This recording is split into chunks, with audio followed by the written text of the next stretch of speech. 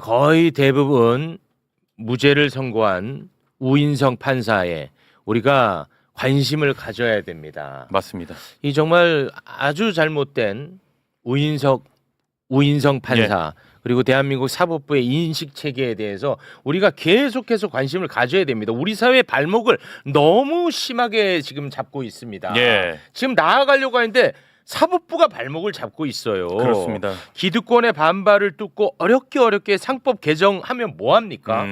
주가 조작 아니라고 사법부에서 판단을 해버리는데 그냥 용인해 버렸어요. 그렇습니다. 국민들이 자신들의 생업을 포기하면서 이 추운 날 길에 나가서 민주화 투쟁하면 뭐합니까? 정치자금법 위반 아니라고 하는데 사법부가 지금 발목을 다 잡고 있어요. 영장 전담 판사들 문제 있다고 해가지고 국회에서 진짜 어렵게 내란 전담 재판부 설치법 통과시키면 뭐합니까? 문제 있던 판사들을 또 그 자리에 앉혀버리는데 관심 가져야 됩니다. 그렇습니다. 대한민국 사법부가 대한민국의 발목을 잡고 있습니다.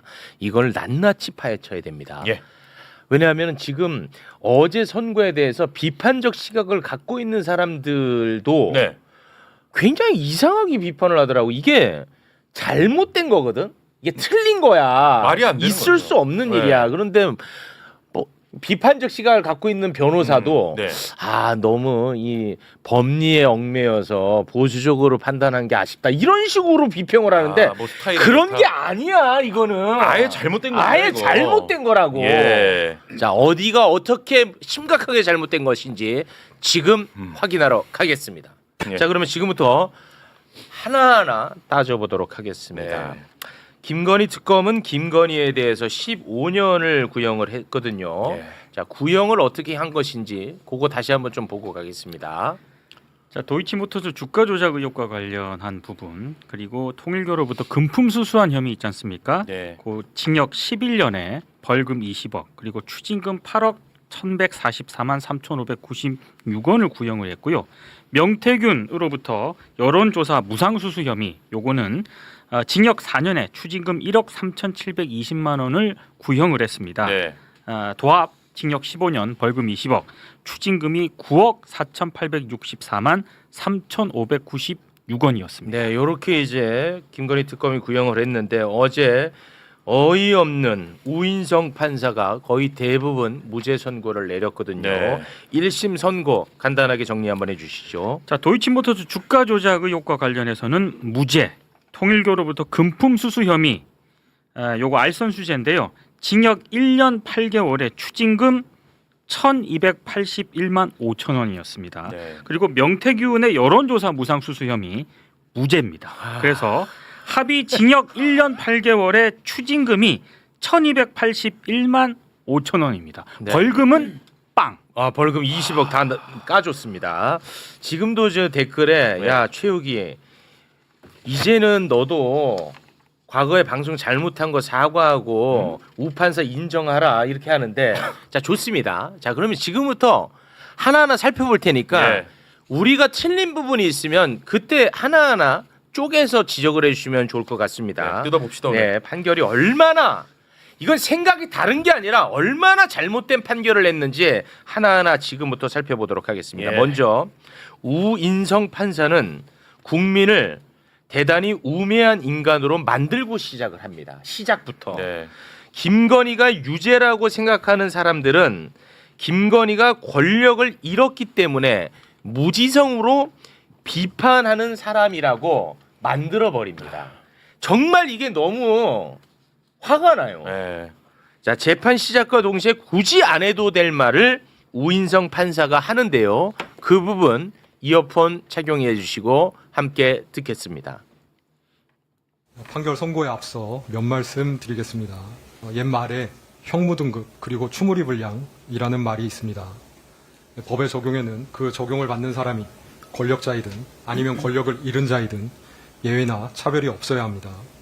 마찬가지로 무죄 추정의 원칙이나 인 두비오 프로레오, 즉 불분명할 때에는 피고인의 이익으로와 같은 법의 일반 원칙도 피고인이 권력자라 하여 혹은 권력을 잃은 자라 하여 다르게 나누어 적용될 수 없습니다. 굳이 저 안 해도 될 말을 한 거거든요. 네. 그러니까 보통 뭔가 자신 없을 때 이게 어려운 말도 아니야. 사실은 어려운 말이 아니라 안 쓰는 말을 쓴 거야. 네. 그걸 정확하게 얘기해야 돼. 이 내용이 형무등급 우리가 안 쓰는 표현이지 말은 어려운 게 아니야. 형벌에는 등급이 없다. 뭐가 어려워? 그리고 뭐 인두비오 프로레오 이거 안 쓰는 말이지. 이거는 어려운 말이 아니야. 불분명할 때는 피고인의 이익으로 어려운 말이 아니라니까. 예. 그러니까 이런 식으로 안 쓰는 말로 그냥 쓰. 내가 상품 주기 싫을 때 퀴즈 낼 때 우리가 아무도 관심 없는 거 내 퀴즈 내는 거 알지? 그런 식이야. 맞아요. 이거는 어떻게 보면 사기입니다. 예. 사기. 그리고 불분명할 땐 피고인의 이익으로잖아. 분명할 때 어떻게 할 건데? 분명한 게 너무 많은데 분명할 때는 눈 감는 것으로 간 것 같아요. 네. 내가 볼 때 그래. 이거 우리 저 법조인들 판결 전에 안 쓰는 이런 말 이렇게 하는 경우 있어요? 근데 대부분 선고 전에 저런 얘기를 하고 시작하는 경우는 못 본 것 같아요. 왜냐면 못 봤어요? 저 첫 마디 자체로 무죄네. 그걸 짐작할 수 있잖아. 맞아, 예. 맞아. 예. 아니 그러니까 저게 이제 라틴어로 된 법원인데 그건 뭐 법학 개론에 나오는 얘기예요. 1학년 들어가면 배우는 법학 개론 시간에 나오는 표현인데 그건 뭐 당연한 얘기지. 당연한 얘기야 그냥. 죄를 줬는지 안 줬는지 명확하지 않고 불분명할 때는 유죄 선고를 못 하는 거지. 그렇죠. 근데 저런 얘기를 왜 하고 시작을 해? 그래서 저 얘기하는 순간에 이거 무죄네? 이거를 그냥 알 수 있는 건데 좀 드문 케이스예요, 저건. 근데 이제 이게 너무 당연하고 뻔한 얘기인데 예. 뻔하지 않은 표현은 하나가 있었어. 권력이 잃은 자라는 표현은 우리가 안 쓰거든요. 권력이 있든 없든 뭐 요렇게 이제 우리가 표현하는데 그렇죠. 권력 잃은 자라고 해가지고 예. 자 김건희 맞춤형입니다. 딱 저는 이런 경우는 거의 본 적이 없고 한 번 비슷한 거 본 적이 있어요. 네. 오히려 엄하게 할 경우. 엄하게 할 때. 다른 피고인들이랑 균형이 맞아야죠 하면서 구속시키고 시작하는 그런 건 한 번 봤어도 이런 식으로 봐주는 건 못 봤네요. 저는. 예. 진짜 이 사람을 완전히 그러니까 국민들을 개 돼지로 보는 것 같아. 자, 요 부분 일단 잠깐 좀 짚어봤고요. 자, 도이치모터스 주가 조작에 대한 이야기 지금부터 해보도록 하겠습니다. 도이치모터스 주가 조작에 대한 우인성의 판단은 아주 단순했습니다. 그래 주가 조작 있었다. 네. 있었다는 거 인정했습니다. 그리고 김건희 주가 조작의 인식도 있었다. 이것도 인정했어요. 인식 있었고. 그런데 김건희는 주가 조작범들하고 공모하지 않았다는 거야. 네. 그래서 김건희 무죄라는 겁니다. 그런데 지금 공모 관계가 아니라는 근거를 여러 가지를 댔어요. 예. 근데 그 중에 언론에서 별로 주목하지 않는 부분이 있어서 제가 그 부분만 좀 따로 떼왔는데요. 예를 들면 이런 거야. 10명에서 은행을 털어. 네. 그럼 10명에서 팀을 짜서 은행을 털면 10명은 공모 관계 있는 거잖아. 그렇죠. 그런데 그 중에 한 명이 예를 들어 김건희라고 해. 네. 은행을 터는데 한 명이 털어갖고 지가 턴 거를 지가 갖고 나가. 나머지는 털어갖고 해갖고 딱 해갖고 나눠 가져 돈을. 그러면 김건희는 공모 관계 아니라 무죄라는 거야. 거짓말 같지? 그렇게 어제 얘기를 했습니다. 그 공모지. 실제 10명이 들어가 은행에. 네. 김건희는 지가 턴 거 지가 갖고 나가. 나머지는 털어갖고 나눠 가졌어. 그래서 김건희는 공모관계가 아니라서 무죄. 진짜 그렇게 얘기했습니다. 함께 보겠습니다. 블랙펄은 2011년 1월 13일 피고인과 수익금을 정산하면서 피고인의 계좌에서 발생한 매매 차익만을 대상으로 수익을 정산하였는데 피고인과 블랙펄이 공모관계에 있었다면 피고인의 계좌에서 발생한 매매 차익만 계산할 것이 아니라 이 부분 공소 사실에서 시세 조종 세력이 시세 조종에 사용한 다른 계좌들 20여 개에서 발생한 매매 차익도 함께 고려하여 정산을 하였어야 할 것인데 그와 같은 형태로 정산이 이루어진 바 없습니다. 이러한 사정들 때문에 시세 조종 세력이 피고인을 공동정범으로 여기며 함께 범행을 수행하려는 의사가 있었다고 보이지 않습니다. 따라서 가사 피고인이 시세 조종 행위에 대한 인식이 있으면서 이를 용인하였다 하더라도 피고인에게 방조의 성립은 변론으로 하더라도 공동정범이 성립할 수는 없다고 보입니다. 이 미친 거 아닙니까? 최욱 씨 얘기 듣고 보니까 진짜 맞지? 심각하다. 와. 그러니까 뭐 말을 뭐 우리가 평소에 쓰지 않는 표현으로 네. 하니까 뭐 좀 못 알아듣는 것 같은데 내가 말한 거랑 다르지 이 않다니까. 듣고 말대로 하니까. 가면은요. 모든 주가 조작 사건에서 전주를 처벌하려면 그 전주가 본을 100% 됐어야 돼요. 99%라도 됐으면 1% 줬는데 걔는 모르잖아 하면서 공범이 안 되는 거예요. 이제. 네. 네. 아 이게 말이 되냐? 이거를 내가 법조인을 와. 모시고 설명 듣는 것도 웃겨, 솔직히. 아니 검사님 이거는 아무리 검사님이 우리랑 생각 다르신 분이라도 이거는 아니잖아요. 생각이 뭘 달러? 아, 다르긴. 달라. 나도 무죄가 좀 이상하다고 생각하는데. 와, 왜냐하면 이게 공범이 아니래. 김건희 피고인이 본인 입으로 증권회사 직원한테 얘기한 게 녹음된 파일이 있잖아요. 네. 이거 수익 40% 주기로 했다. 그러니까 맞습니다. 놀라잖아. 그렇게 네. 많이요?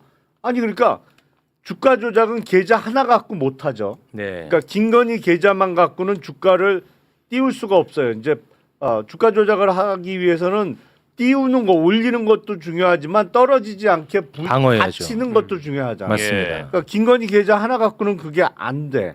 근데 왜 김건희 계좌만 그 정산을 받아가냐? 거기서 들어간 돈이 많으니까 그렇지. 네. 거기서 난 수익도 많으니까. 네. 그리고 공동정범이 성립하지 않는다고 하면 이른바 7초 매매가 설명이 안 돼요. 아, 12시. 그러니까 그게 맞아요. 주가 조작의 공범 간에 메시지를 주고받잖아요. 그렇습니다. 8만 주 때려 때려 주삼. 예. 그러니까 떨어주라고 전해주삼. 네. 그러니까 7초 후에 김건희가 직접 주문을 내잖아. 네. 3,300원에 8만 주 매도 주문을 직접 내잖아요. 그렇습니다. 아니 그게 공모지. 그렇죠. 그게 그러면 의사소통 없이 김건희가 우연히 그렇게 주문을 냈다는 말이 거예요? 안 되죠. 그게 설명이 안 되는 그게 거지. 공모지. 야, 난 진짜 야, 이거를 지금 해석도 해야 돼? 야, 이걸 해석한다는 것도 나는 열받는다니까. 보통 이거는 그냥 법학과 가면 1학년 때 배우는 거거든요. 공모, 공동정범, 네. 방조범 이게. 공동정범은 그냥 쉽게 말하면 뭐 기능적 행위지배 이런 말 하는데 그냥 뭐냐면 분업적으로 어떤 역할을 분담하면 되는 거예요. 똑같이 하지 않아도 예를 들면 그렇지. 절도죄를 저지르는데 망 보는 애 따로 있고. 누군가는 들어가서 훔치지만 예. 누구는 그렇지. 망을 보잖아요. 그렇지. 망 본 사람은 자기가 직접 물건에 손도 안 댔어. 그렇지. 그래도 얘는 공동정범이야. 그렇지. 1학년에서 배워 이거는. 아. 심지어는 그 망보기로 했던 애가 실제로 망을 안 봐도 공동정범이에요. 실제 사례인데 망보를 하다가 담배 피고 싶은데 이러고 담배 피러 갔어 딴 데. 그 망을 안 봤어요. 그 사이에 범행이 끝나버렸어. 이래도 공동정범이라는 거예요. 그래. 망을 보기로 했으니까. 아. 그 1학년이 배우는 것도 이런데 와. 그걸 지금 정면으로 지금 반하는 판결을 하고 있단 말이에요. 아. 그리고 대단한 판결이야. 저 부분은 도대체 이해가 안 되는데 무죄를 이제 얘기를 하면서 방조범은 변론으로 하고. 변론으로 그러니까 지가 하더라고 봤을 때 그러잖아. 방조는 된다고 생각하는 그렇지. 거야. 예. 근데 그러니까 우리가 한덕수 피고인 사례에서 봤지만 처음에 그때 내란 특검에서 방조로 기소를 했어요. 예. 그렇습니다. 근데 재판하다가 이진관 재판부에서 이 공소장을 변경해라 예. 요청을 사실상 했죠. 네. 권유를 했죠. 네. 그러니까 주요 임무 종사자로 변경을 해라. 네. 근데 이것처럼 방조로 기소됐는데 그거보다 더 높은 형을 받을 수 있는 더 큰 범죄. 이게 내란의 공범이잖아. 주요 네. 임무 종사자는. 네. 그거를 유죄를 쓰려면 공소장 변경이 있어야 돼요. 네. 공소장 변경 없이는 작은 죄로 기소된 거를 큰 크게 죄로 할 수는 없어. 선고할 수 네네. 없어. 다만 음. 이것처럼 공동 정범으로 주가 조작의 공범으로 기소된 사건의 경우에 심리를 해보니까 공동 정범은 안 될 것 같고 방조는 돼. 그러면 공소장 변경 없어도 방조에 대해서 유죄 선고를 할 수 있어요. 아, 그래요? 네. 실제 사례가 그거는- 있습니다. 아, 진짜로? 네, 예전에 그 아, 여고생하고 여대생 둘이서 초등학생 납치해갖고 죽이는 사건이 있었어요. 아마 기억하실 거예요. 아파트에서. 한 명은 네, 맞아요. 죽여라 카톡 보내고 네. 한 명이 실제로 가서 죽였거든요. 네. 그때 죽여라 한 사람에 대해서 둘 다 살인죄 공동정범으로 기소가 됐는데 죽여라 한 친구는 직권으로 살인 방조죄가 인정이 됐어요. 아. 공소장 변경 안 했는데. 안 했는데도 이게 왜 그러냐면 물론 이게 대법원은 그렇게 얘기해. 판사들 책임지기 싫으니까 안 해도 재량이기 때문에 그 판사에게는 책임은 없다. 안 인정 안 해도 된다. 근데 그렇지만 단서를 달아나요. 그렇게 안 해가지고 처벌을 면케해 주는 것이 네. 현저히 정의와 형평에 반하는 경우에는 그렇지. 인정을 해야 된다. 아. 그러니까 이건 뭐냐면요. 그러니까 이 사람이 만약에 한덕수 재판을 했으면 한덕수 무죄 나온 거예요. 맞습니다. 지금. 네. 아, 그렇지. 이렇게 현저히 정의와 형평에 반하잖아요. 그렇습니다. 주가 조작도 그런 것이고 네. 그렇다면은 공소장 변경 요구를 하든지 아니면 직권으로 축소 사실인 방조범을 인정을 했어야죠. 물론 이제 공동정범이 맞다고 저는 보지만. 아, 그렇죠. 우리가 네. 한 1000번 양보하고 얘기를 하는 그렇죠, 거야. 그렇죠. 네. 방조범을 인정했어야 되는데, 그러니까 이 사람은 김건희를 봐줄 결심을 이미 한 거예요. 그렇지. 여기서 내가 이 한 마디라도 방조 얘기를 꺼내면은 공소장 변경 검사에서 해버릴 거 아니야. 조마조마했던 것 같아. 네. 하지 마라. 방조 얘기 하지 꺼내지 마라. 꺼내지 마라. 해놓고 그냥 진짜. 무죄. 와. 이렇게 되는 거죠. 나도 이 대목이 진짜 열받더라고. 그러니까 얘는 그러니까 우리가 5만 보 양보해서 이 우인성이가 봤을 때는 요거 김건희가 주가 조작 방조는 되는 것 같은 거야. 예. 근데 공소장은 공동정범으로 돼 있어. 그래서 혼자서 요 방조는 죄가 되는데 이 바보들 안 했구나. 그럼 나는 무죄할 건데 이러고 있어. 실제로. 그러고 나서 그 얘기를 또 합니다. 그러니까 예. 본인이 방조범으로는 되는 것 같다고 아까 봤지. 예, 맞습니다. 그것과 관련해서 이거는 나는 판단하지 않겠다는 얘기를 또 해요. 이게 얼마나 악의적으로 나쁩니까? 함께 보시겠습니다. 이 사건에서 방조의 성립 여부는 공방의 대상이 아니었기 때문에 방조의 성립 여부에 관하여는 더 나아가 판단하지 아니합니다. 와, 진짜 이거는 반드시 어떤 목적이 없고는 이렇게까지는 못합니다. 아, 방조를 적용할 수 있었네요. 본인도 그렇게 판단하잖아. 실질 그리고 어제 보니까 일부 이제 뭐 큰 방송에 나오는 법률가 분들이 네. 왜 안 했냐 이거. 아, 그러니까 대해서. 특검을 비판하죠. 그러니까 재판부를 그러니까 그죠 특검을 비판할 수도 있고 그러니까 왜 그 방조죄를 직권으로 인정하지 않았냐에 대해서 재판부 실드를 치는 분도 계시더라고요. 뭐라고 실드를 치냐면 실질적으로 그러니까 이런 걸 변경하려면 피고인의 방어권을 보장해야 되는데 실질적으로 피고인의 방어권 보장에 장애가 가지 않는 범위 내에서만 방조죄를 인정할 수 있게 되어 있다. 근데 이거를 그냥 직권으로 방조죄로 바로 인정을 해버리면 불이탈을 맞아가지고 방조범에 대해서도 내가 그러니까 변론을 했을 수 있는데 그 기회를 안 주고 했으니까 위법해가지고 이게 항소심 가면은 파기가 되고 뭐 이렇게 책 잡힐 수도 있으니까 재판부는 굉장히 좀 조심한 걸로 보입니다. 이렇게 얘기를 하는 분도 계시더라고요. 아, 그래요? 근데요.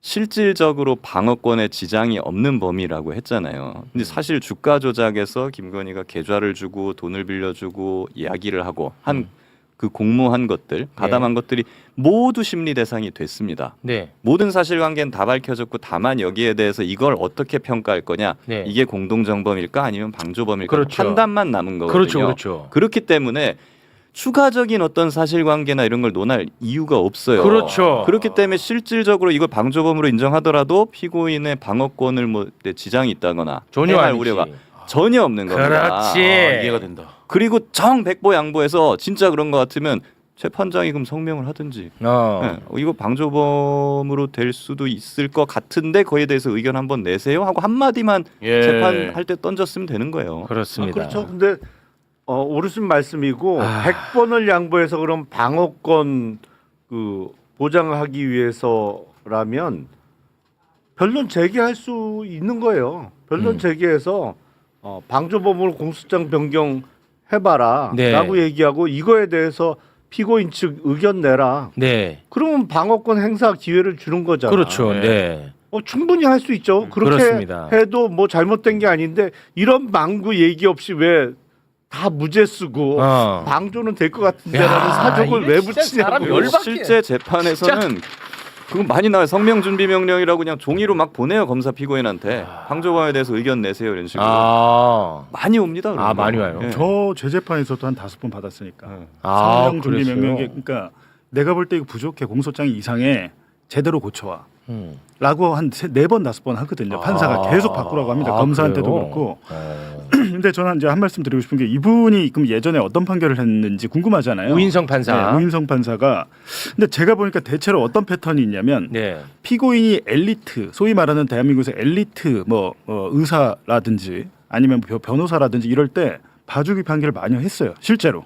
실제로. 그러니까 실제로 엘리트 기득권층으로 분류되는 피고인들한테 지금 2024년에 의대생이 강남 한복판 빌딩에서 본인의 여자친구를 잔혹하게 그 살해합니다. 유명한 사건입니다. 근데 어느 정도 잔혹했냐면 회칼을 사가지고 아, 여자친구의 목 부위를 10여 차례 예. 왼쪽을 한 다음에 안 될 것 같으니까 의사니까 경동맥이 어딘지 알잖아요. 예. 그러니까 우측 오른쪽을 또 수차례 가운데 눈과 코를 또 칼로 상하게 합니다. 알았어. 이렇게 했는데 당시 검찰이 징역 사형을 내려달라고 구형을 했어요. 예. 사형을. 사형 요즘 사형 구형 잘 안 하잖아요. 네. 워낙 잔혹하기 워낙 때문에 잔혹하고. 반성의 기미도 없고. 근데 네.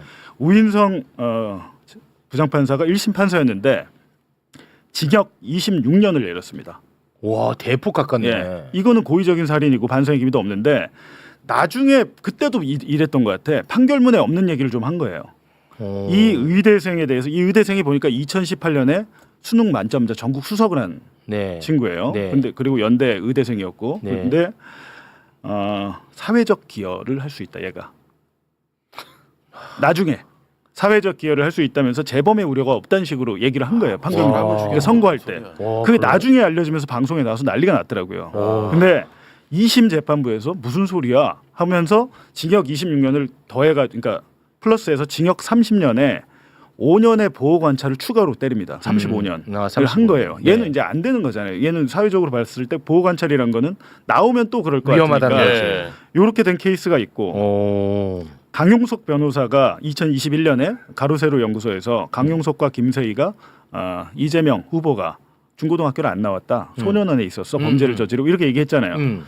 요거에 대해서도 1심 판사였는데 그 부분에 대해서 무죄. 무죄? 예. 네. 무죄. 그리고 유죄가 내려준 부분은 불륜이 있어서 혼외자가 있어. 요거에 대해서만 벌금 700에서 1000만 원을 와. 내린 거예요. 근데 2심에서 강용석이 징역형의 집행유예로 바뀝니다. 이 부분은 명백하게 대선 후보 이재명을 떨어뜨리기 위해서 고의적으로 한 거라고 해서 강용석 변호사잖아요. 와. 김세희는 벌금형 그대로 유지됐는데 2심에서도 1심에서 강용석만 징역형으로 벌금에서 징역형으로 업그레이드가 됐죠. 그리고 장영하 변호사라고 네. 조직폭력 박철민 성남 국제 마피아파 그렇습니다. 걔가 감옥에 있으면서 장영하를 선임을 해가지고 언론 플레이를 했잖아요. 네. 그래갖고 국민의힘 김용판 의원이 그때 당시도 2022년 1월경에 기자회견을 하죠. 조직폭력배가 이재명 측에 20억 원을 상납했다. 난리가 났었죠. 네. 난리가 났었는데 이후에 이제 선거 끝나고 검찰이 장영하를 기소를 안 해요. 장영하를 그 조직폭력배 박철민만 기소를 해서 처벌을 받는데 나중에 민주당이 야 장영하를 왜 수사를 안 해? 라고 해가지고 법원이 결정합니다. 그걸 재정신청이라고. 검찰에서는 끝까지 기소 안 하려고 버텼던 거예요. 그래서 기소를 했는데 어렵게 했잖아요. 민주당이 해가지고. 근데 장영하가 1심에서 무죄를 받아요. 장영하 변호사도 박철민한테 속은 거야. 몰랐어 장영하는. 이렇게 하면서 장영하한테 무죄를 줘요. 예. 그게 우인성 부장판사. 이 문제가 좀 근데 있네. 이 사건 또한 2심에서 아니야 장영하 너 다 알고 있었어. 징역형의 집행유예. 2심에서 바뀝니다. 그러니까 어제 이 판결도 야. 항소심에서 많이 뒤집어질 것 같아요. 아니 그러니까 그거는 뭐 근데 그건 그런데 이 패턴을 보면 전형적인 엘리트 기득권층에 대해서 관대한 판결을 내리고 있는데 마찬가지로 윤석열 김건희도 대한민국 최고 권력자의 기득권층이잖아요. 네. 그래서 저는 이렇게 했다고 보거든요. 그냥 머릿속에 이런 인식 자체가 있는 게 아닌가. 심각하네. 예전 판결들을 보면. 심지어는 김건희 권력을 피고인의 잃었다고 더 경우에는 봐준다. 더 봐준다. 불쌍한 거죠. 건 맞는데 엘리트는 아니잖아. 아니 그러니까 그 이제 대한민국 대통령 영부인이었으니까 그래서 뭐 엘리트만 봐준다기보다는 내가 볼 때는 어떤 정치적 성향이 있는 것 같은데. 그리고 사실 슬픈 얘기긴 한데 서초동에서 변론을 할 때 만약에 피고인이 학생이다, 막 이러면은 대부분이 사실 얘 공부 잘합니다. 더 잘할 수 있습니다. 그걸 어필해요? 봐주십시오. 이렇게 어필 많이 하고요. 와. 이렇게 어필하는 게 솔직히 효과가 좋아요. 효과 좋아. 솔직히 의뢰인을 위해서 저도 그렇게 많이 해요. 아니 근데 네. 그것도 정도 와, 문제지. 표창장 성적표 다 갖고 와요. 사시미 칼로 그렇게 사람을 난도질한 사람을 그러면 사회적 기여를 할 수 있다는 건 나중에 그러면 더 위험하지. 메스를 잡을 수도 있다는 그렇죠. 얘기야. 그러니까 더 위험하잖아. 그러니까 이거 자기 모순에 빠져버린다니까. 아. 얘가 공부 잘해. 사회적으로 더 잘 나갈 거야. 그러면 더 나쁘게 그 칼을 쓸 거 그렇죠. 아닙니까? 아니 그 손에 어떻게 메스를 지워 줄 수가 있냐고. 사시미 칼로 그런 짓을 했는데. 저는 안 되는 개인적으로 거지. 이분이 12.3 내란에 대해서 어떻게 생각하는지도 한번 물어보고 싶어요. 그러네. 내란을 인정 안 할 수도 있겠어요. 그럴 것 같아요. 이 정도면 정치적 예. 편향성이 정치적 있는 것 같아요. 성향성이 굉장히 다분합니다. 걱정되는 것이 이 사람이 지금 다른 재판 뭐 하고 있나 또 봐보니까 최혜병 사건, 수사 외압, 윤석열의 수사 외압 사건도 지금 이 재판부예요. 아 그래. 네, 아. 매우 걱정이 됩니다. 그리고 알겠습니다. 통일교, 아, 조직적인 국민의힘 당원 가입, 그리고 쪼개기 후원금, 우인성 재판부에서 합니다. 아, 통일교 정교 유착. 오케이 알겠습니다. 그러면 저희가 또 다룰 게 예. 많기 때문에 주가 조작 관련해서는 뭐 이 정도 선에서 네. 저희가 또 마무리 짓게. 이 주가 조작 관련해서 털어준 이유를 보면 열받는 대목들이 진짜 많아. 특히 그 공소시효 관련해 갖고 사람 진짜 열받게 한다. 참고로. 방송 전에 계속 화냈잖아요. 네, 그건 좀 이게 시간 관계상 그건 좀 넘어가도록 하겠습니다.